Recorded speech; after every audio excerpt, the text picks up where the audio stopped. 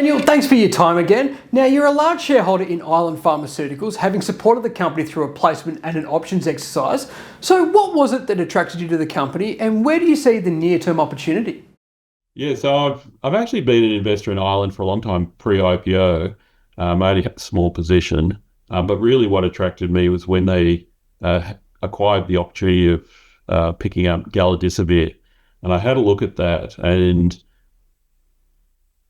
David, the CEO, explained to me they had the opportunity potentially under the animal rule, and then I looked into it and I thought, actually, wow, this is just such an opportunity that you don't often get in the space. The ability to be able to run effectively your pivotal trials in non-human primates is, I wish I had that at Recura, this opportunity. So it really is, quite an amazing opportunity. And then the other thing is on the commercialization side. So often the difficulty is you produce a drug, but how are you going to actually sell it? And many companies here in Australia struggle with that, particularly internationally. But with something like galidesivir, you're looking at selling to a strategic buyer, the US military.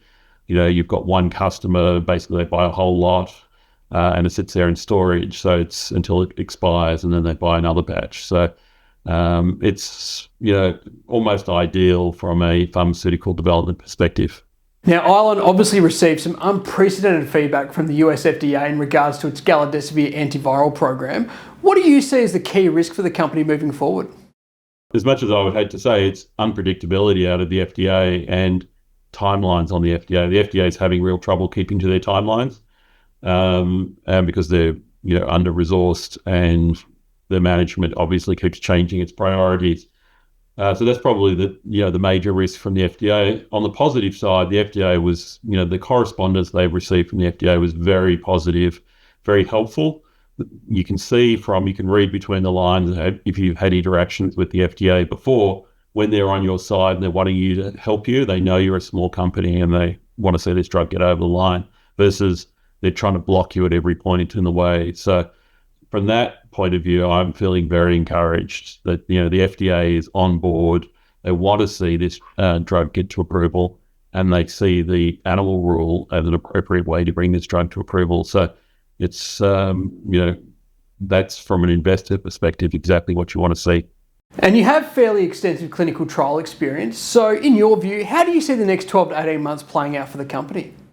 For Ireland, well, I'm hoping they get through this year. They'll get through all the trials they need to do. So they obviously have to do an initial trial just to work out the right dose and everything in the thing, and then they move on to the equivalent of the phase 3 pivotal trial in non-human primates. And we should have the results for that, hopefully before the end of the year. And then everything then is just a matter of going through the process of what's known as a new drug application. And that's an extremely encouraging thing. Obviously, they've got some news out. They're in a trading hold at the moment.